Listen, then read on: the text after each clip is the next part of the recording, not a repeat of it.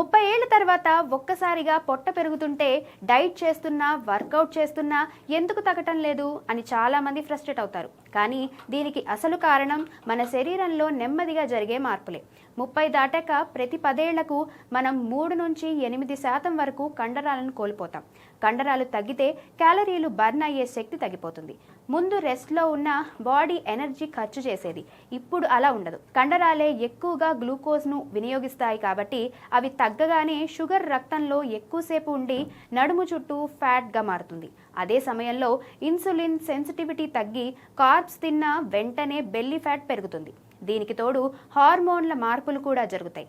Growth hormone, testosterone, oestrogen తగ్గి cortisol పెరగడంతో visceral fat వేగంగా పెరుగుతుంది. బరువు పెరగకున్నా పొట్ట మాత్రం బయటకు వస్తుంది. పొట్టను కంట్రోల్లో పెట్టాలంటే ప్రోటీన్ ఎక్కువగా తీసుకోవాలి. వారానికి కనీసం 3 రోజులు స్ట్రెంగ్త్ ట్రైనింగ్ చేయాలి. రోజు నడక అలవాటు చేసుకోవాలి. నిద్రను ఎప్పటికీ లైట్గా తీసుకోకూడదు. ఇవి పాటిస్తే 30 తర్వాత కూడా పొట్ట మీ కంట్రోల్లోనే ఉంటుంది.